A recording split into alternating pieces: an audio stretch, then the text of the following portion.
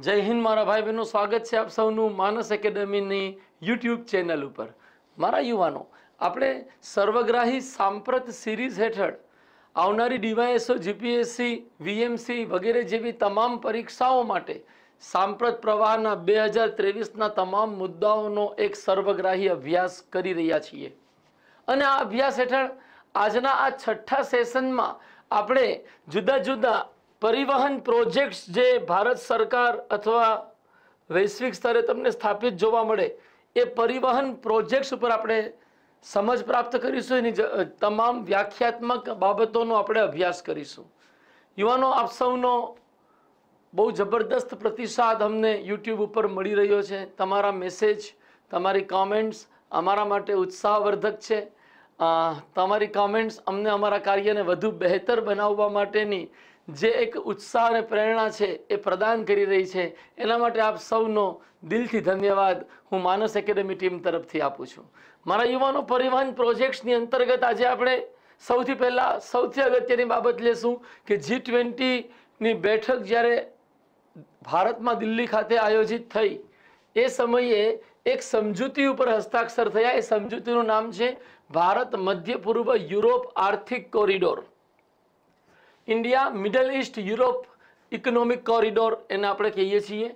आनी पर हस्ताक्षर सप्टेम्बर 2023 में G20 समिटनी साथे साथे IMEC पर करवामां आव्या। कया कया देशोए अत्यारे G20 नी बैठक दरमियान आमां हस्ताक्षर कर्या छे तो कि एक भारत, बीजू USA, त्रीजू सऊदी अरेबिया, चौथु यूरोपियन यूनियन जेमां अनेक देशों शामिल थाय, पांचमु UAE, छठ्ठु फ्रांस, सातमु जर्मनी, आठमु इटाली।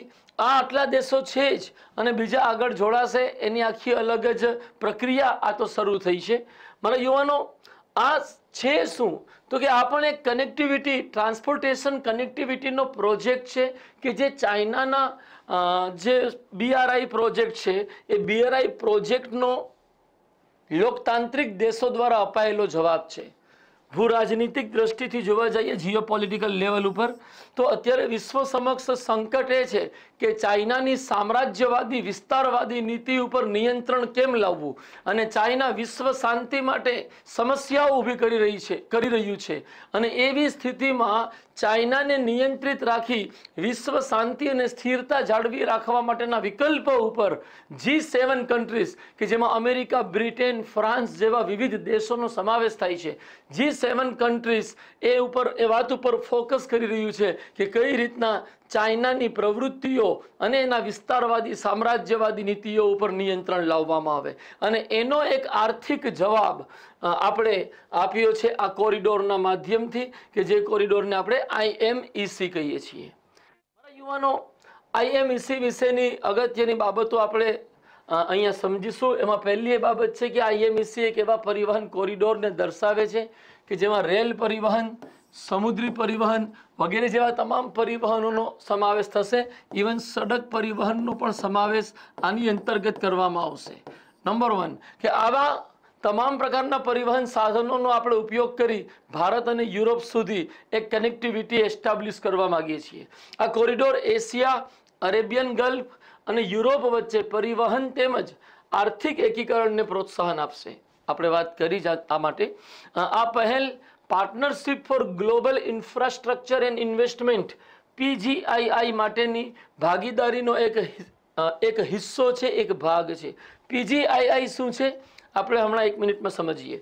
आ पहल जे IMEC नी छे एनो उद्देश्य विकासशील देशों में जाहेर अने खानगी रोकाणों द्वारा इंफ्रास्ट्रक्चर प्रोजेक्ट्स ने भंडोळ पूरुं पाडवानो छे कि जे BRI नो विकल्प प्रदान करशे। BRI शुं छे ए पण आपणे आगळना तबक्कामां 2 मिनिट पछी जाणीए। IMEC विशेनी अगत्यनी बाबतो समज्या पछी आपणे IMEC नो जे संभवित नक्शो छे ए कंईक आवी रीते रहेशे। May be possible Bombay Kandla थी आ शरू थाय अने अरेबियन सी थी पछी ए आगळ वधशे अने दक्षिण पूर्व पश्चिम एशिया में UAE, सऊदी अरब, इजराइल, जॉर्डन, पछी इटाली, जर्मनी अने आ तमाम यूरोपियन देशों सुधीए जेने आपणे यूरोपियन यूनियन कहीए छीए एने त्यां सुधी पहोंचशे। 2 भाग में वहेंचायेलो छे, नॉर्धन कॉरिडोर અને ઈસ્ટર્ન કોરિડોર. ઈસ્ટર્ન કોરિડોર એશિયામાં છે, નોર્ધન કોરિડોર યુરોપમાં આવે છે મોટા ભાગે. મારા યુવાનો, આઈએમઈસીનો આ પ્રોજેક્ટ સમજ્યા પછી આપણે સમજીશું કે પીજીઆઈઆઈ જેની હમણાં વાત કરી, partnership for global infrastructure and ઇન્વેસ્ટમેન્ટની જે વાતચીત કરી એ શું છે. તો કે પીજીઆઈઆઈ બિડેન ડોક્ટ્રિનનું એક મુખ્ય ઘટક છે. બિડેન એટલે જો બિડેન સાહેબ, જે અમેરિકાના વર્તમાન રાષ્ટ્રપતિ છે. પીજીઆઈઆઈ બિડેન ડોક્ટ્રિનનું એક મુખ્ય ઘટક છે કે જેનું પૂરું નામ partnership for global infrastructure and investment છે. આ પહેલ વિકાસશીલ રાષ્ટ્રોમાં, ભારત પણ એમાં સામેલ છે, વિકાસશીલ રાષ્ટ્રોમાં ઇન્ફ્રાસ્ટ્રક્ચર પ્રોજેક્ટ્સને ફંડ આપવા માટે ગ્રુપ ઓફ 7 દ્વારા 2002માં શરૂ કરવામાં આવી. ક્ષમા કરજો, 2022માં શરૂ કરવામાં આવી. તો પીજીઆઈઆઈનો પ્રારંભ 2022માં છે. એનો પ્રારંભ કરતા કન્ટ્રીઝ મેં હમણાં જ વાત કરી, G7 વર્સિસ ચાઇનાની કન્ડિશન ઊભી થઈ રહી છે વિશ્વમાં. અને એ જે શરૂઆત કરવામાં આવી એની અંતર્ગત જ આપણે એ જોઈ શકીએ છીએ કે પીજીઆઈ હેઠળ જ આ પ્રોજેક્ટ, જે કોરિડોર આપણે બનાવવા જઈ રહ્યા છે એ કોરિડોરનો પણ સમાવેશ થાય છે. પીજીઆઈઆઈને ચાઇનાના belt and road initiative, that means BRIના પ્રતિકાર સ્વરૂપે જોવામાં આવે છે કે બેલ્ટ એન્ડ રોડ ઇનિશિયેટિવના માધ્યમથી ચાઇનાએ પોતાનો પ્રભાવ વિકાસશીલ દેશો ઉપર સ્થાપિત કર્યો છે. આપ વારંવાર સાંભળ્યું હશે, સમાચારોમાં જોયું હશે કે શ્રીલંકા, પાકિસ્તાન વગેરે જેવા અનેક વિકાસશીલ રાષ્ટ્રો ચાઇનાના દેવામાં, ચાઇનાના કરજમાં ડૂબી ગયા છે. અને એ લોકો બધાએ BRIના જ સહભાગી દેશો છે. અને BRIના સહભાગી બની આજે એ લોકો સંકટના શિકાર થઈ ગયા છે. જો વિશ્વના લોકતાંત્રિક દેશો કે જેમાં G7+ ઇન્ડિયા તમે વિચારી શકો, જો વિશ્વના લોકતાંત્રિક દેશો આ વાતની ઉપર ધ્યાન ન આપે તો બની શકે આવતીકાલે ચીન પોતાના સામ્રાજ્યવાદ અને પોતાના સરમુખ હથિયારવાદને વિશ્વ સ્તરે ફેલાવવાની કોશિશ કરે. તો BRIનો એક પ્રતિકાર છે IMEC, અને IMEC એક ભાગ છે કેનો? પીજીઆઈઆઈનો. અહીંયા બિડેન ડોક્ટ્રિન ઉપર હું વધારે પ્રકાશ નહીં પાડું આપણી પરીક્ષાના પોઈન્ટ ઓફ વ્યૂથી, બટ એટલું સમજો કે યુનાઇટેડ સ્ટેટ્સ ઓફ અમેરિકા પોતાની વિદેશ નીતિ હેઠળ અત્યારે જે એક નવી આંતરરાષ્ટ્રીય વ્યવસ્થાને પ્રમોટ કરી રહ્યું છે કે જેની અંતર્ગત પીજીઆઈઆઈ છે, G20 છે, UNFCCC હેઠળ એનું એક દ્રષ્ટિબિંદુ છે, WTO હેઠળ એનું એક દ્રષ્ટિબિંદુ છે.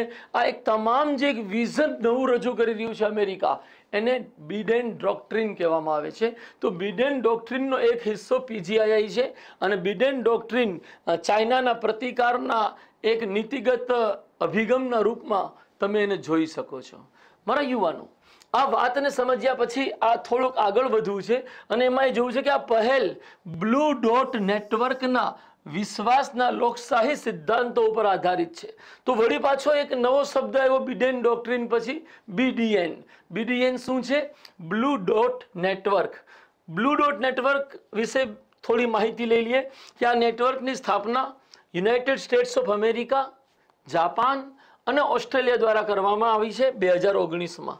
આ નેટવર્ક નાણાકીય પારદર્શકતા, પર્યાવરણીય ટકાઉપણું અને આર્થિક વિકાસ જેવા માપદંડોના આધારે ઇન્ફ્રાસ્ટ્રક્ચર ડેવલપમેન્ટ પ્રોજેક્ટ્સનું મૂલ્યાંકન કરે છે અને એનું સર્ટિફિકેશન, પ્રમાણપત્ર પ્રદાન કરે છે.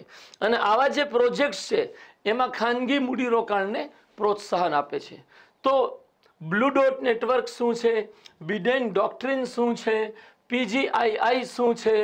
IMCE શું છે? આ બધું જ મારા યુવાનો બની શકે આવનારી DYSO યા GPSC ક્લાસ 1-2 પરીક્ષામાં પૂછાય. જ્યારે પૂછાશે તમને આ વિડીયો યાદ આવશે પેપર દરમિયાન કે આનો જવાબ તમને આવડી રહ્યો છે. મારા યુવાનો, આપણે ભારત અને BRI જે હમણાં વાત કરી કે ચાઇનાની જે BRI ઇનિશિયેટિવ છે કે જેને આપણે બેલ્ટ એન્ડ રોડ ઇનિશિયેટિવ કહીએ છીએ, એ બેલ્ટ એન્ડ રોડ ઇનિશિયેટિવનો ભારતના સંબંધમાં ભારતનો અભિગમ શું છે? તો કે ભારત BRIનો સ્પષ્ટપણે વિરોધ કરે છે. કેમ? તો કે ભારત એટલા માટે વિરોધ કરે છે કેમ કે આ પ્રોજેક્ટ અંતર્ગત ચીન પાકિસ્તાન આર્થિક કોરિડોર આ પ્રોજેક્ટનો એક હિસ્સો છે.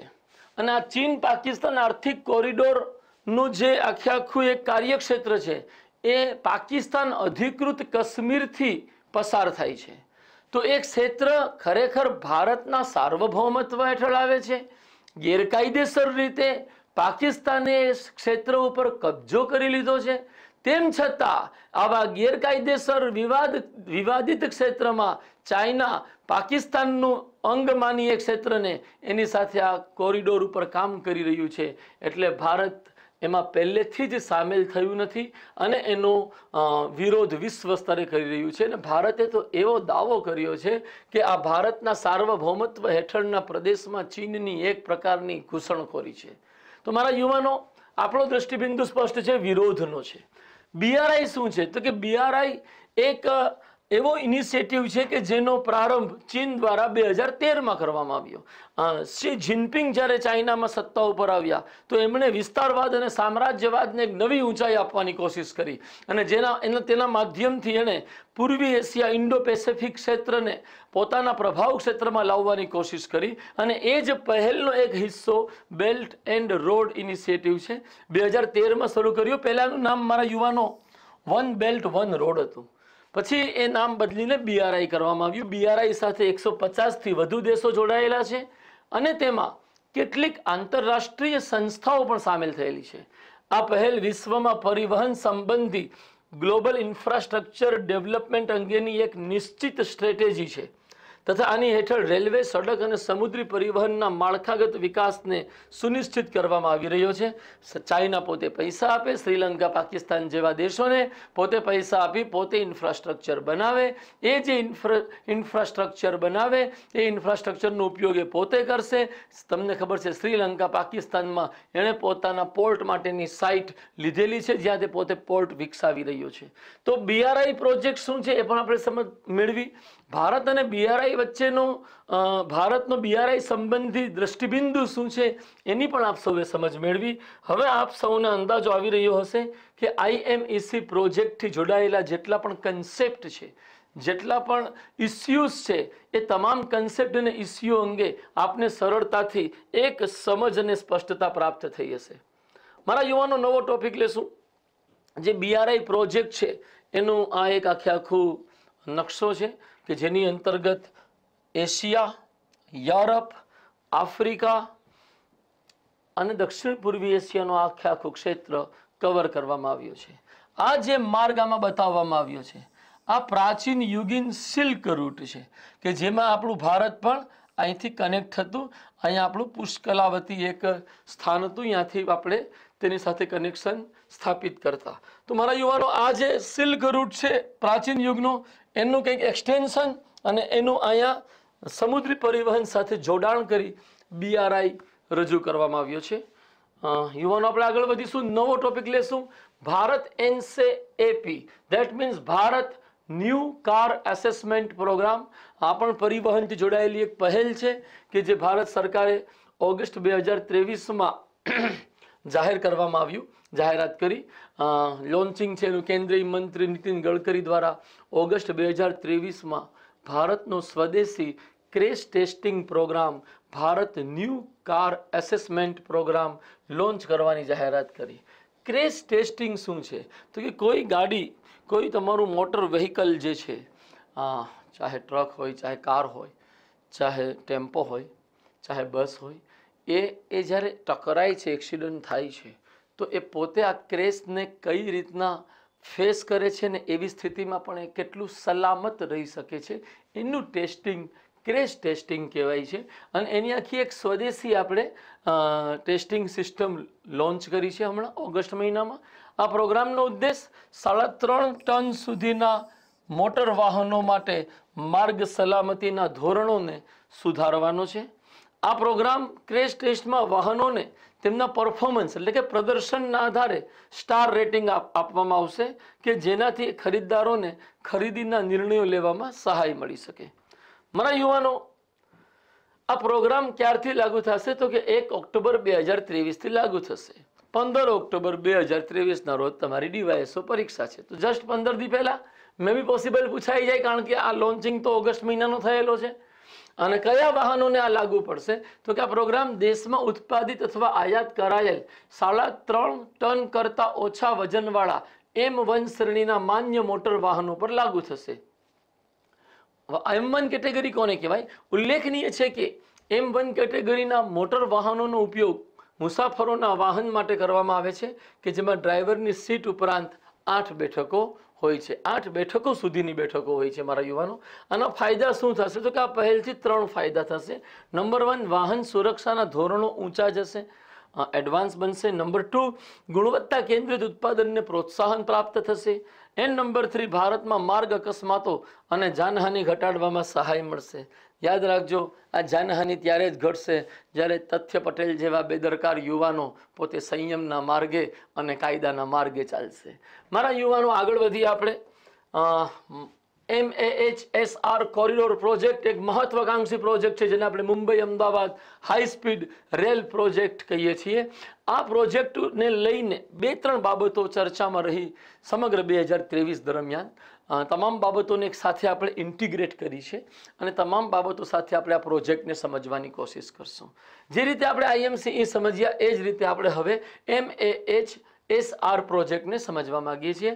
આ કોરિડોર મુંબઈ અને અમદાવાદ એમ 2 મેગા શહેરો વચ્ચે મુસાફરીના સમયને ઘટાડીને બહેતર કનેક્ટિવિટી સાથે સુલભ પરિવહનને પ્રોત્સાહન આપે છે. આ પ્રોજેક્ટની લંબાઈ અમદાવાદથી બોમ્બે એટલે કે 508 કિલોમીટર છે. ઉદ્દેશ શું છે? તો કે Mumbai Ahmedabad high speed rail corridor પ્રોજેક્ટનો ઉદ્દેશ મુંબઈ અને અમદાવાદના શહેરો વચ્ચે હાઈસ્પીડ રેલ લિંક એસ્ટાબ્લિશ કરવાનો છે, રેલ લિંક સ્થાપિત કરવાનો છે. બહુ વારંવાર તમે આ બધું વાંચ્યું હશે, પણ બેસિક વાત છે, મારે અહીંયાથી જ શરૂ કરવું છે એટલે બોલી રહ્યો છું. આની ઝડપ કેટલી છે? 320 કિલોમીટર પ્રતિ કલાક ઝડપ રહેશે, જે ભારતનો અત્યાર સુધીનો સૌથી સ્પીડી રેલ પ્રોજેક્ટ કહી શકો તમે એને. પાણીની અંદર ટનલ બનાવવામાં આવી છે અને એના આખા કોન્ટ્રાક્ટ અપાયા. એના કારણે આ પ્રોજેક્ટ ચર્ચામાં રહ્યો કરંટ અફેર્સમાં 2023 દરમિયાન. National high speed rail corporation limited દ્વારા મેસર્સ એફકોન્સ ઇન્ફ્રાસ્ટ્રક્ચર લિમિટેડને મહારાષ્ટ્ર રાજ્યમાં ભારતની પ્રથમ 7 કિલોમીટર લાંબી દરિયાઈ ટનલ સહિત 21 કિલોમીટર લાંબી ટનલના નિર્માણ માટે પુરસ્કાર પ્રદાન કરવામાં આવ્યો છે. તો આ ટનલ જે બની રહી છે એના માટે એને એવોર્ડ અપાયો. કંપનીનું નામ હતું મેસર્સ એફકોન્સ, કે જેને એવોર્ડ કોના દ્વારા અપાયો? તો કે નેશનલ હાઈસ્પીડ રેલ કોર્પોરેશન દ્વારા આપવામાં આવ્યો. આના કારણે ચર્ચામાં રહ્યું. આટલું મગજમાં અહીંયાથી સ્પષ્ટ કરી લેજો કે આખા રેલ કોરિડોરમાં ના નિર્માણમાં 7 કિલોમીટર એવો વિસ્તાર આવશે કે જેમાં રેલ છે એ પાણીની અંદરથી ચાલશે, દરિયાના અંતરથી ચાલશે. મારા યુવાનો, એ સિવાય આ કયા કારણે ચર્ચામાં રહ્યું? એક બીજું કારણ પણ છે કે પ્રોજેક્ટ સ્માર્ટ આ Ahmedabad Bombay high speed rail corridor સાથે જોડાયેલો છે. એનું નામ શું છે? પૂરું નામ સ્માર્ટનું શું છે? તો કે station area development along Mumbai Ahmedabad high speed rail. Station area development along Mumbai Ahmedabad high speed rail. શબ્દથી જ તમને ખબર પડી જશે કે આ પ્રોજેક્ટ ખરેખર છે શું. તો કે જે રેલવે સ્ટેશન જ્યાં આ બુલેટ ટ્રેનના બનશે ત્યાં એ સ્ટેશનની આસપાસના વિસ્તારમાં એડવાન્સ ઇન્ફ્રાસ્ટ્રક્ચર અને વિવિધ ફેસિલિટીઝ ડેવલપ કરવામાં આવશે કે જેથી ત્યાં વિકાસને પણ પ્રોત્સાહન મળે અને જે યાત્રિકો છે એમને તમામ પ્રકારની સુવિધાઓ ઉપલબ્ધ થાય. એને આપણે સ્માર્ટ પ્રોજેક્ટ નામ આપ્યું છે. સ્માર્ટ પ્રોજેક્ટને થોડીક એના વિશેની વિગતો આપણે અહીંયા જોઈ લઈએ. સ્માર્ટ પ્રોજેક્ટ પણ બુલેટ ટ્રેનથી જોડાયેલો છે. સ્માર્ટ પ્રોજેક્ટને આવાસ અને શહેરી બાબતોના મંત્રાલય દ્વારા મંજૂરી આપવામાં આવી છે તથા આ બાબતે મંત્રાલય દ્વારા જાપાન ઇન્ટરનેશનલ કોઓપરેશન એજન્સી જીકા અને રેલવે મંત્રાલય સાથે સમજૂતી કરાર કરવામાં આવ્યો છે. શું છે આ પ્રોજેક્ટનો ઉદ્દેશ? તો કે આ પ્રોજેક્ટનો ઉદ્દેશ મુંબઈ અમદાવાદ હાઈસ્પીડ રેલવે માર્ગ સાથે હાઈસ્પીડ રેલવે સ્ટેશનોની આસપાસના વિસ્તારોને વિકસાવવાનો છે કે જેથી આર્થિક પ્રવૃત્તિઓને પ્રોત્સાહન મળે અને પ્રવાસીઓ અને અન્ય હિસ્સેદારો માટે સુલભતા તેમજ સગવડતામાં સુધારો થાય. તો મારા યુવાનો, પ્રોજેક્ટ સ્માર્ટ યાદ રાખજો, આનાથી સંબંધિત છે. અમદાવાદ બોમ્બે હાઈસ્પીડ રેલ નેટવર્કથી જોડાયેલ છે. થોડુંક આ પ્રોજેક્ટને સમજવાની કોશિશ કરીએ. આવી કંઈક ટ્રેન થોડા સમયમાં ગુજરાતમાં દોડતી થઈ જશે. મારા યુવાનો, તમે ગુજરાતના કયા સ્થાનેથી આ વિડીયો જોઈ રહ્યા છો મને ખબર નહીં, પરંતુ હું આ વિડીયો અમદાવાદ નામના સ્થાનેથી બનાવી રહ્યો છું અને અમદાવાદના સાબરમતીથી આ શરૂ થશે અને કુલ બોમ્બે સુધી પહોંચશે, જેમાં 12 સ્ટેશનો આવશે. સાબરમતી, અમદાવાદ, એ પછી નડિયાદ, વડોદરા, ભરૂચ, સુરત, બિલીમોરા, વાપી, બોઈસર, વિરાર, થાણે અને મુંબઈ. હવે આ જે સ્માર્ટ પ્રોજેક્ટ છે એની અંતર્ગત આ 12 સ્ટેશનમાંથી કેટલા સ્ટેશનના વિકાસ માટે અત્યારે મંજૂરી અપાઈ છે? તો કે એ 4 સ્ટેશનના વિકાસ માટે મંજૂરી અપાઈ છે, જેમાંથી 2 ગુજરાતમાં છે, 1 સાબરમતી, બીજું સુરત, 2 મહારાષ્ટ્રમાં છે, ત્રીજું વિરાર અને ચોથું થાણે. તો મારા યુવાનો આ સ્માર્ટ પ્રોજેક્ટ પણ આપણા દિલ્હી બોમ્બે ક્ષમા કરજો Ahmedabad Bombay high speed rail project સાથે જોડાયેલું છે. તમામ માહિતીઓની ચર્ચા કરી. તમે મનમાં આ બાબતની એક વખત ચિંતન મનન કરી શકો છો કે કયા કયા મુદ્દાઓ આપણે સાંપ્રતની દ્રષ્ટિથી ડિસ્કસ કર્યા. આપણે હવે નવો મુદ્દો લેશું. એની અંતર્ગત થોડું દિલ્હી એરપોર્ટ પણ ચર્ચામાં રહ્યું છે 2023 દરમિયાન. શા માટે? તો કે એમાં ચોથા રનવેનું ઉદ્ઘાટન કરવામાં આવ્યું અને અહીંયા એલિવેટેડ ક્રોસ ટેક્સી વે પણ બનાવવામાં આવ્યો. અને આ ચોથા રનવેનું ઉદ્ઘાટન જુલાઈ 2023માં ભારત સરકાર દ્વારા જે તે ખાતાના મંત્રી દ્વારા જ્યોતિરાદિત્ય સિંધિયા સાહેબ મંત્રી છે સિવિલ એવિએશન મિનિસ્ટર એમના દ્વારા કરવામાં આવ્યું. આ જ્યારે રનવે ચોથો રનવે કાર્યરત કર્યો આપણે દિલ્હીમાં ઇન્દિરા ગાંધી એરપોર્ટમાં, તો પહેલાં એની ક્ષમતા 1400 થી 1500 એર ટ્રાફિક મૂવમેન્ટની હતી, મતલબ પ્લેનની અવર જવર થઈ શકે. હવે એ 2000 જેટલી દરરોજ 2000 જેટલા પ્લેન અવર જવર કરી શકે એટલી ક્ષમતા થઈ ગઈ છે. બીજું કે ચોથા રનવેના ઉમેરાવાથી એરપોર્ટ ઉપર વાર્ષિક 109 મિલિયનથી વધુ મુસાફરોને સેવા મળી શકશે. 109 મિલિયનનો અર્થ થાય મારા છોકરાઓ 10 કરોડ 90 લાખ લોકોને સેવા મળશે દિલ્હી એરપોર્ટથી. તો આ બાબત ચર્ચામાં હતી જેને આપણે ધ્યાનમાં લીધી. હવે એક અગત્યનો પ્રોજેક્ટ છે અમૃતસર જામનગર ઇકોનોમિક કોરિડોર. મારા યુવાનો પરિવહન ક્ષેત્રમાં એક અગત્યનો પ્રોજેક્ટ છે કે અમૃતસરથી જામનગર એકદમ સરહદે પાકિસ્તાનની સરહદે નીચે ચાલ્યો આવે એવો આ પ્રોજેક્ટ બહુ અગત્યનો છે. રણનીતિક એટલે કે ભારતની સરહદી સુરક્ષાની દ્રષ્ટિથી પણ અને આર્થિક વિકાસની દ્રષ્ટિથી પણ. સમજીએ એમાં કયા 2-4 મુદ્દાઓ આપણને એક્ઝામમાં પૂછાઈ શકે. નંબર 1 કે આ 6 લેન ગ્રીનફિલ્ડ એક્સપ્રેસ વે છે, મતલબ નવો જ બની રહ્યો છે.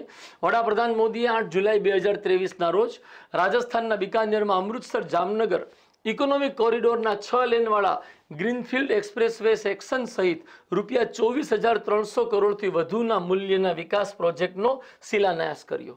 મતલબ બીજા પણ પ્રોજેક્ટ હતા, જેમાંનો એક પ્રોજેક્ટ આ હતો જેની કુલ વેલ્યુએશન 24,000 કરોડની ઉપર છે. જ્યારે આ અમૃતસર જામનગર કોરિડોરનું બજેટ કેટલા રૂપિયા છે? તો કે લગભગ 11,125 કરોડ રૂપિયાનો પ્રોજેક્ટ છે. આ પ્રોજેક્ટ જે દિવસે આપણે અમલમાં મૂકી દઈશું તો એમાં સમયની જબરદસ્ત બચત થશે. આ પ્રોજેક્ટ મારા યુવાનો ડિસેમ્બર 2025 સુધીમાં પૂર્ણ થઈ જશે અને એ પછી અમૃતસર અને જામનગર વચ્ચેનું અંતર 1430 કિલોમીટરથી ઘટી 1256 કિલોમીટર થઈ જશે. એટલે લગભગ તમે સમજી શકો કે 200-250 જેટલું કિલોમીટર અંતર છે એ ઘટી જશે. ક્ષમા કરજો, 200-250 કિલોમીટર જેટલું અંતર ઘટી જશે. અને મુસાફરીનો સમય કેટલો ઘટી જશે? તો કે જે અત્યારે 26 કલાક છે એ ઘટીને 13 કલાક થઈ જશે. તો સમયની બચત 50% જેટલી થશે. આપ અંદાજો લઈ શકશો કે આ પ્રોજેક્ટ કેટલો મહત્વનો છે.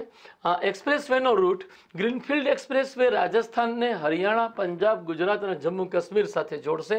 આ એનો એક્સપ્રેસવેનો રૂટ આપની સમક્ષ છે. અહીંયા પંજાબ છે, હરિયાણા, રાજસ્થાન અને ગુજરાત. આ પ્રોજેક્ટમાં આવી રીતના કામ કરવામાં આવી રહ્યું છે. પંજાબમાં 155 કિલોમીટરનો રૂટ રહેશે, હરિયાણામાં 85 કિલોમીટર, રાજસ્થાનમાં સૌથી વધુ 637 કિલોમીટર રહેશે અને ગુજરાતમાં 380 કિલોમીટરનો પ્રોજેક્ટ રહેશે. આ ફોટો થોડો બ્લર થઈ રહ્યો છે પરંતુ તમને આંકડાઓ મેં રજૂ કરી દીધા છે. મારા યુવાનો આપણે નવો લેશું મુદ્દો વંદે ભારત એક્સપ્રેસ ટ્રેન. આ તો કેટલી છે ખબર નહીં, પરંતુ છેલ્લા 6 મહિનામાં જેટલી આપણે લોન્ચ થઈ છે એની આપણે તૈયારી કરી શકીએ. અને એ સંદર્ભમાં આજે જ્યારે હું વિડીયો આ બનાવી રહ્યો છું ત્યારે જ મને ન્યૂઝ મળ્યા કે આજે જ વડાપ્રધાન શ્રી મોદી સાહેબે વંદે ભારત એક્સપ્રેસ ટ્રેનનો પ્રારંભ કરાવ્યો. કઈ નવું છે જરાક ડિટેલ લઈ લઈએ. ઉદયપુર, જયપુર, જામનગર, અમદાવાદ આ આપણા માટે ખાસ મહત્વની. ત્રીજું તિરુનેલવેલી, ક્ષમા કરજો અહીંયા શબ્દની ગડબડ છે, તિરુનેલવેલી, મદુરાઈ, ચેન્નઈ વંદે ભારત એક્સપ્રેસ. ચોથું હૈદરાબાદ, બેંગ્લોર વંદે ભારત એક્સપ્રેસ. પાંચમું વિજયવાડા, ચેન્નઈ વાયા રેનીગુંટા વંદે ભારત એક્સપ્રેસ. છઠ્ઠું પટણા હાવડા, દેટ મીન્સ બિહાર અને બંગાળ, પટણા હાવડા વંદે ભારત એક્સપ્રેસ. सातमું Kasaragod Thiruvananthapuram Vande Bharat express that means Kerala. આઠમું Rourkela Bhubaneswar Vande Bharat express that means Jharkhand to Orissa. અને નવમું છે Ranchi Howrah Vande Bharat express that means Jharkhand to પશ્ચિમ બંગાળ વેસ્ટર્ન બંગાળ. 9 ટ્રેન આજે જ લોન્ચ કરી છે. આજનો સંદર્ભ તમે લઈ શકો છો. આજે 24 સપ્ટેમ્બર 2023 છે જ્યારે હું આ વિડીયો તમારી સમક્ષ રજૂ કરવા માટે નિર્મિત કરી રહ્યો છું. મારા યુવાનો, વંદે ભારત એક્સપ્રેસ ટ્રેનમાં બીજી પણ લોન્ચ કરવામાં આવી છે. છેલ્લા 6 મહિના દરમિયાનની કરવા માગીએ છીએ આપણે. એની અંતર્ગત જે જૂન 2023માં જે 5 વંદે ભારત ટ્રેન શરૂ થઈ જૂન મહિનામાં, સપ્ટેમ્બરમાં 9 છે, જૂનમાં જે 5 શરૂ થઈ એમાં પહેલી છે રાણી કમલાપતિ જબલપુર વંદે ભારત એક્સપ્રેસ, ખજુરાહો ભોપાલ ઇન્દોર વંદે ભારત એક્સપ્રેસ એટલે મધ્યપ્રદેશમાં જેનું લોન્ચિંગ થયેલું એમપીની જ છે. મડગાંવ એટલે કે ગોવા મુંબઈ વંદે ભારત એક્સપ્રેસ, ધારવાડ બેંગ્લોર વંદે ભારત એક્સપ્રેસ, હટિયા પટના વંદે ભારત એક્સપ્રેસ. આ 5 પ્રોજેક્ટ છે. પૂર્વોત્તર ભારતમાં પણ આપણે વંદે ભારત એક્સપ્રેસનો પ્રારંભ 1 મે 2023માં કરી દીધો છે. ગુવાહાટી અને ન્યૂ જલપાઈગુડી વચ્ચે એક વંદે ભારત એક્સપ્રેસનો પ્રારંભ મે 2023માં થયો. એ પછી એપ્રિલ મહિનામાં પણ મારા યુવાનો એક વંદે ભારત એક્સપ્રેસ લોન્ચ કરવામાં આવેલી.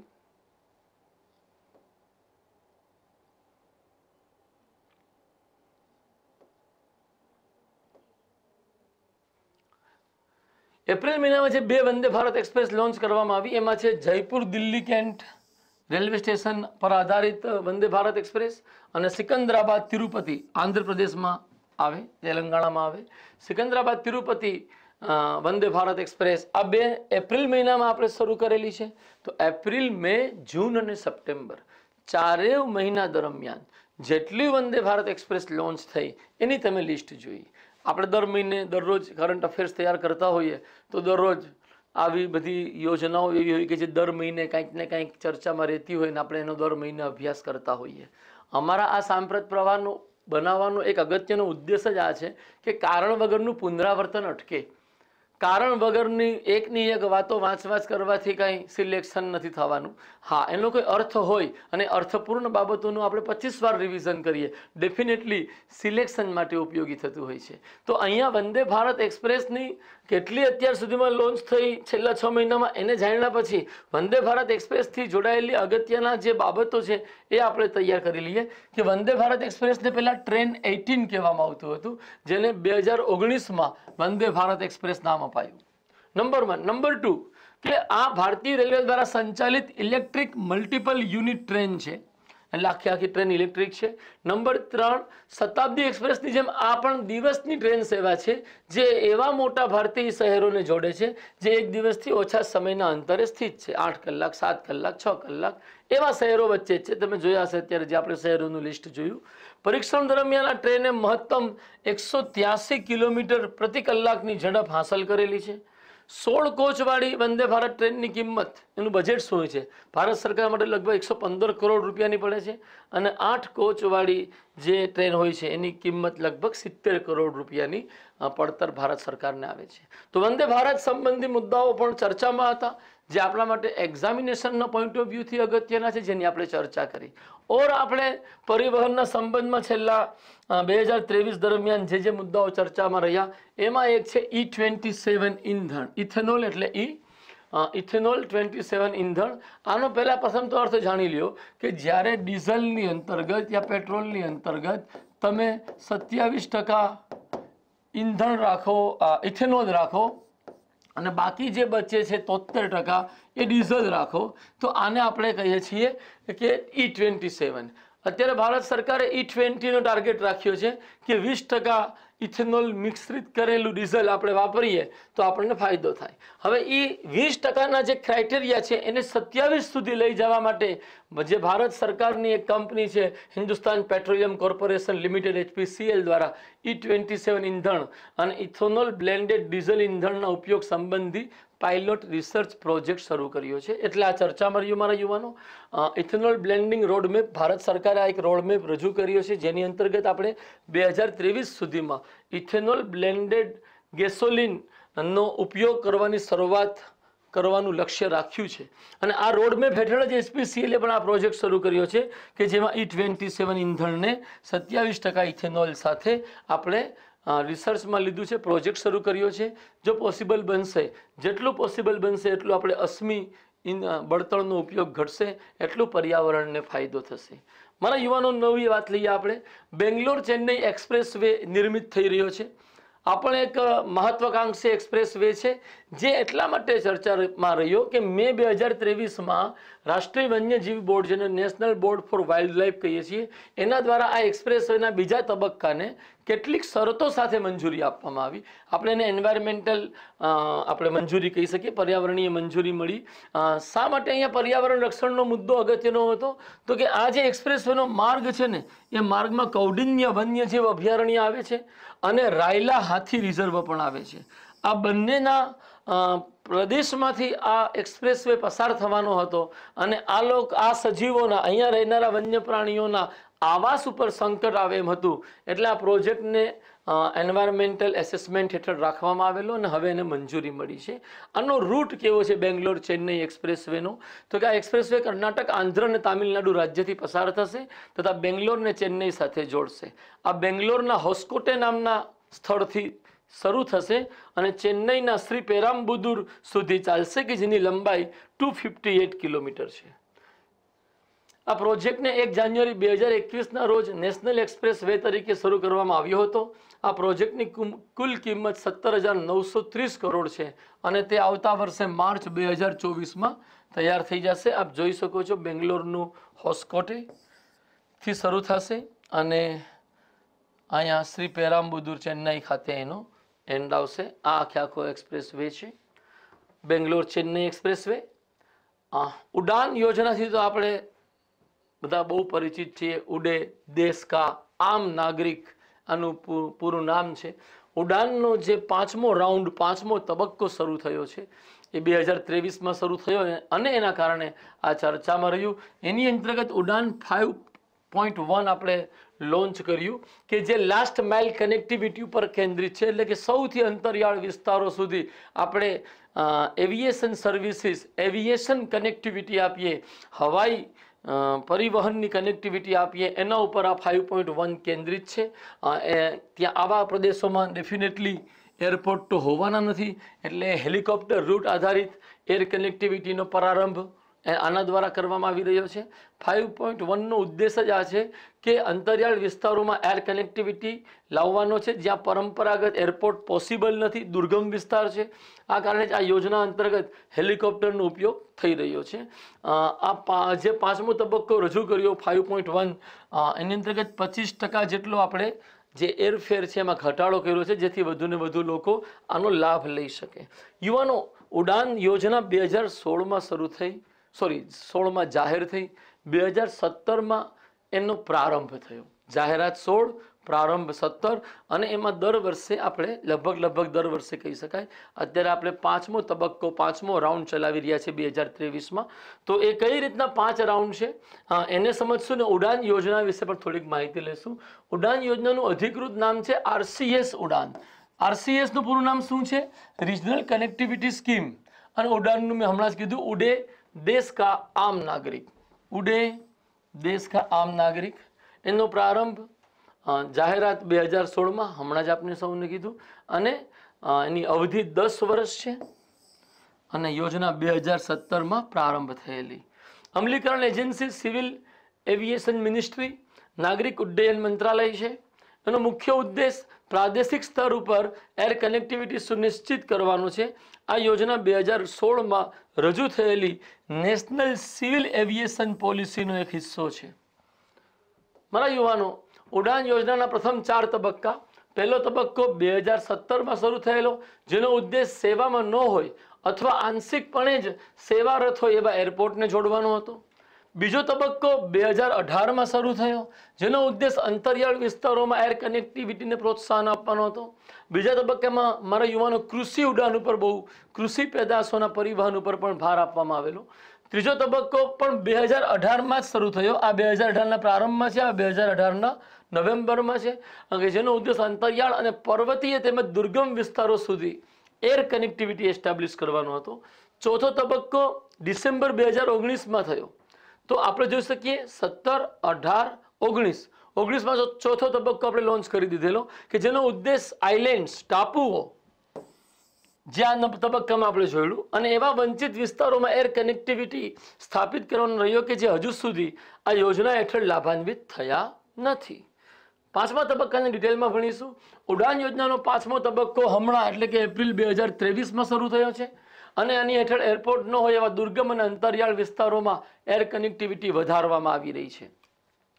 આ જે પાંચમો તબક્કો છે એમાં જે એરોપ્લેન હોય એની કેપેસિટીને લઈને પણ નોર્મ્સ ઉદાર બનાવવામાં આવ્યા છે અને 20 થી 80 સીટ ધરાવતા પ્લેન્સને પણ આ તબક્કા હેઠળ યોજનાનો લાભ આપવાની જોગવાઈ કરવામાં આવી છે.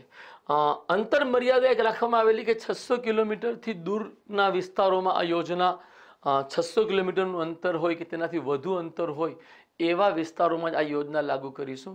હવે આ 600 કિલોમીટરની મર્યાદા પણ પાંચમા તબક્કામાં દૂર કરી છે અને ફ્લાઇટના મૂળ એટલે કે જ્યાંથી ફ્લાઇટ શરૂ થશે અને ડેસ્ટિનેશન એટલે કે ગંતવ્ય જ્યાં ફ્લાઇટ પૂરી થશે તેની વચ્ચે કોઈ અંતરને લઈને પ્રતિબંધો યોજનામાં લાગુ થયા નથી. તો યોજનાને વધુ વિસ્તારિત સ્વરૂપ આપવાની કોશિશ છે અને એ સંબંધમાં મારા યુવાનો ઉડાન યોજના આપણે ત્યાં એર કનેક્ટિવિટીની રિવોલ્યુશન બની શકે છે. યુવાનો નવો એક મુદ્દો ચર્ચામાં રહ્યો પોડ ટેક્સી એક ટ્રાન્સપોર્ટેશન મીનના રૂપમાં અર્બન ટ્રાન્સપોર્ટેશનના એક સાધનના રૂપમાં ચર્ચામાં રહી કારણ કે નોઈડામાં જે યમુના ઓથોરિટી છે એણે મે 2023માં ભારતના પ્રથમ પોડ ટેક્સી પ્રોજેક્ટને મંજૂરી આપી. પોડ ટેક્સી શું છે તો કે એક ઓટોમેટિક અને પર્યાવરણ અનુકૂળ વાહન છે. પર્યાવરણ અનુકૂળ છે એનો અર્થ સમજો ઇલેક્ટ્રોનિક વેમાં એ ચાલી શકે છે કે જે રોડ ટ્રાફિકને ટાળવા માટે એ રોડ ટ્રાફિકને ઘટાડવા માટે અલગ ટ્રેક ઉપર ચાલે છે. પોડ ટેક્સીઓ નિશ્ચિત સંખ્યામાં મુસાફરોના પરિવહન માટે બનાવવામાં આવી છે. હું તમને એક એક્ઝામ્પલ આપી શકું કે જેમાં આપણે ઓલા ઉબર કરીએ 4 જણા 5 જણા કદાચ મોટી માની લો કે ઇનોવા જેવી કાર છે તો 6 જણા આરામથી બેસીને જતા હોય છે. આવી જ કંઈક સુવિધા એક અલગ પ્રકારની ટેક્સીમાં આપવામાં આવે કે જેનો રસ્તો જ સામાન્ય જે રસ્તા હોય છે એનાથી અલગ જ ટ્રેક બનેલો હોય અને એની ઉપર આ પોડ ટેક્સી ચાલતી હોય તો જે ટ્રાફિક કન્જક્શન જોવા મળે છે હે ને જેને આપણે ટ્રાફિક જામ બોલતા હોઈએ છીએ એની સમસ્યાનું સમાધાન મળી જાય છે. આ જે પોડ ટેક્સી શરૂ કરવામાં આવી એ નોઈડા ઇન્ટરનેશનલ એરપોર્ટથી ફિલ્મ સિટી વચ્ચે ત્યાં ચલાવવામાં આવશે. થોડુંક આ પોડ ટેક્સી કેવી હોય એ કદાચ આપણે જોઈ ન હોય તો કંઈક આવું એનું ચિત્ર હોય છે. 4 જણા 6 જણાની કેપેસિટીનું હોય છે મતલબ એક ફેમિલી એની અંતર્ગત પોતે મુસાફરી કરી શકે છે. જુઓ છો એનો રૂટ અલગ જ હોય છે અને અહીંયા અન્ય વાહનો હોતા નથી. આનો જેમ આપણે BRTS રૂટ બનાવેલો છે એમાં હવે પોડ ટેક્સી રૂટ પણ આવશે. મારા યુવાનો એની એક ઓર વિગત આપણે ચર્ચામાં ધ્યાનમાં લેશું કે pod taxi project Noida international airport અને ફિલ્મ સિટી વચ્ચે સ્થિત હશે. આ રૂટ 12 થી 14 કિલોમીટરનો હશે અને તેમાં ફલાણા સેક્ટર સામેલ થાય છે. કુલ 12 સ્ટોપ એમાં રાખવામાં આવેલ છે. ઓકે, અહીંયા આપણે પોડ ટેક્સીની વાતોને વિરામ આપીશું. નવો મુદ્દો લેશું આપણે ડિજિટલ હાઈવે બનાવવાનો એક પ્રસ્તાવ છે. 10,000 કિલોમીટરનો પ્રોજેક્ટ ભારત સરકારે રજૂ કર્યો છે અને એની ઉપર કાર્યવાહી થઈ રહી છે. મારા યુવાનો ડિજિટલ હાઈવે શું છે એના સંબંધમાં કંઈક સમજીએ પહેલાં જે પ્રસ્તાવ થયો છે એ જાણી લઈએ કે national highway authority of India નાણાકીય વર્ષ 2025 સુધીમાં સમગ્ર ભારતમાં લગભગ 10,000 kilometre optic fibre cable OFC શબ્દ યાદ રાખજો OFC ઇન્ફ્રાસ્ટ્રક્ચર વિકસાવવા માટે પ્રયત્નશીલ છે. વિકાસ કરનારી સંસ્થા કઈ છે? NHAI. તો NHAI OFC પાથરશે ક્યાં? જ્યાં એ હાઈવે બનાવી રહી છે એ હાઈવેની સમાંતરે એ જ્યારે OFC એટલે કે ઓપ્ટિકલ ફાઇબર કેબલ પાથરી અને આસપાસના ગામડાઓ અને એ રોડ ઉપર આપણને કનેક્ટિવિટી અવેલેબલ કરાવશે તો આખો હાઈવે કે આપણે કહેતા હોઈએ છીએ નેટવર્ક નહીં આવતું ફલાણું છે હજી બહાર છું તો એ જે નેટવર્ક ઇસ્યુ છે એનું સોલ્યુશન જો હાઈવે ઉપર આ ફેસિલિટી આપણે સાથોસાથ પાથરી દઈએ કેબલ અને એ કેબલનો લાભ બે રીતના છે. હાઈવે ઉપર જે વાહનો જઈ રહ્યા છે એને તો કનેક્ટિવિટી મળશે જ, નેટવર્ક અવેલેબલ થશે જ. સાથોસાથ આસપાસના હાઈવેથી જોડાયેલા જે ગામડાઓ છે એ તમામ ગામડાઓમાં એવી જ નેટવર્ક કનેક્ટિવિટી અને સ્પીડ અવેલેબલ બનશે જેવી કે અમદાવાદ, વડોદરા, સુરત જેવા શહેરોમાં છે. તો યુવાનો આવો કંઈક પ્રોજેક્ટ છે જેને આપણે ડિજિટલ હાઈવે કહી રહ્યા છીએ.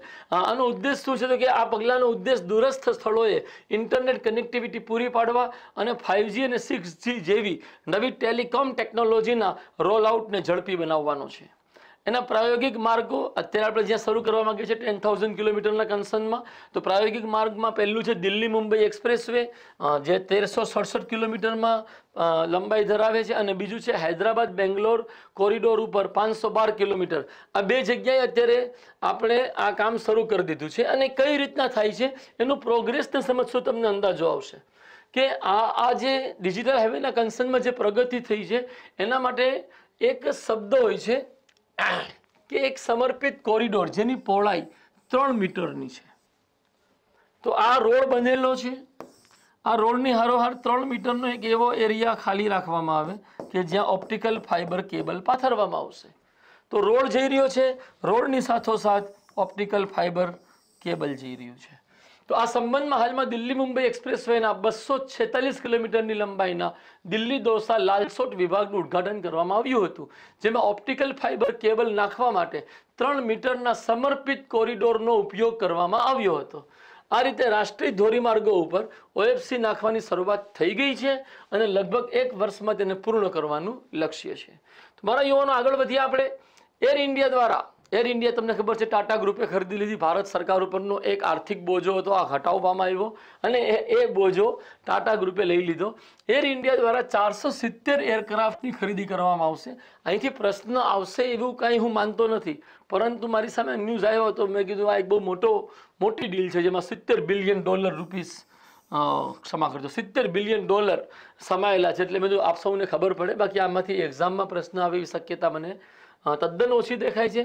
470 એરક્રાફ્ટમાંથી ફ્રાન્સની કંપની એરબસને લગભગ 250 વિમાન અને અમેરિકન કંપની બોઈંગને લગભગ 220 વિમાન ખરીદશે ટાટા ગ્રુપ દ્વારા એર ઇન્ડિયા માટે.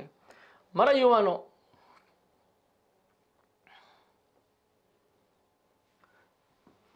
ટ્રાફિકમાં આપણે પોલીસ પકડે પછી ચાલાન આપણે ભરવું પડે.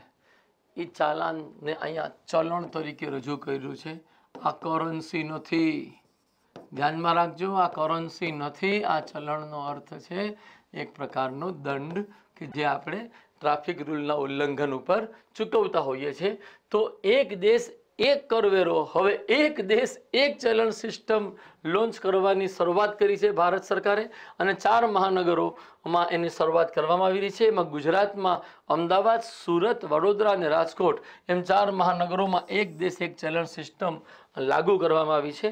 અને એની અંતર્ગત આ નવી વ્યવસ્થા એવી રહેશે છોકરાઓ કે તમે કોઈ પણ રાજ્યમાં ટ્રાફિકના નિયમ તોડશો, તમારા ઘરે તમારા સરનામા ઉપર મારા વાલા મેમો પહોંચી જશે, ભરી દેવાનો રહેશે. અને જ્યારે તમે ભરશો, હવે તમે છટકી નહીં શકો, ત્યારે તમે ભરશો ત્યારે તમે કહેશો કે હું આ એક દેશ એક ચલણથી જોડાયેલી વ્યવસ્થાનું અંગ છું. મારા યુવાનો, જીપીએસસીની તૈયારી એક એવી પડકારજનક તૈયારી છે કે જેમાં જુદા જુદા ડાયમેન્શન ઉપર જો એક્યુરસી અને મેચ્યોરિટી સાથે કામ ન કર્યું ને તો કોઈ એક ડાયમેન્શન તમારે બાકીના તમામ ડાયમેન્શન ઉપરની મહેનતને પાણીમાં ફેરવી દે. અને એ દ્રષ્ટિથી અમે જે જીપીએસસીની બેચમાં ભણાવીએ છીએ, જીપીએસસી 1-2ની બેચમાં, એમાં આટલા બધા ડાયમેન્શન ઉપર સતત ધ્યાન આપીએ છીએ. Study material, difficulty session, daily test, free material, demo લેક્ચરની સુવિધા આપીએ છીએ, બેકઅપ લેક્ચરની સુવિધા આપીએ છીએ, બેચ રિપીટ કરવાની સુવિધા આપીએ છીએ, નિયમિત test system, weekly test system, weekly current affairs, પછી ફેસિલિટીના રૂપમાં AC ક્લાસરૂમ પણ આપીએ છીએ. આવી બધી મલ્ટી ડાયમેન્શનલ વેમાં તમે જો જીપીએસસીની તૈયારી કરવા માગો છો તો નિશ્ચિતપણે તમે માનસ એકેડમી સાથે જોડાઈ શકો છો. અને 1 વર્ષનો સમય નિશ્ચિતપણે, સંપૂર્ણપણે, સતત અને સમર્પણ સાથે તમે આપો માનસ એકેડમીને, તમારી જીપીએસસીની તૈયારી નિશ્ચિતપણે પરિપક્વ સ્તરે પહોંચી જશે. મારા યુવાનો, આ વિડીયો આપ સૌને ગમ્યો હશે. 6થો વિડીયો છે આપણા સિસ્ટમની અંતર્ગત. સાંપ્રત પ્રવાહ તમારા તૈયાર થઈ રહ્યા છીએ. થોડી મિનિટો આપણે આપી છે અને તમામ અગત્યના પરિવહન પ્રોજેક્ટ્સ આપણે તૈયાર કરી લીધા છે. આટલો અગત્યનો વિડીયો છે એટલે પ્લીઝ આને લાઈક કરજો. આની ઉપર કોઈ પણ જગ્યાએ તમને સૂચન હોય તો કમેન્ટ કરજો અને યથાશક્ય અધિકતમ શેર કરજો. મારા યુવાનો, અમારી ચેનલને સબસ્ક્રાઈબ તમારે કરી લેવી જોઈએ. આપ જોઈ શકો છો કે કઈ રીતના માનસ એકેડમીની ટીમ ડેડિકેટેડ થઈ તમારી સફળતા માટે કાર્ય કરી રહી છે. તો યુવાનો, આ ચેનલ પ્લીઝ સબસ્ક્રાઈબ કરજો. Thank you very much. જય હિન્દ. નમસ્કાર.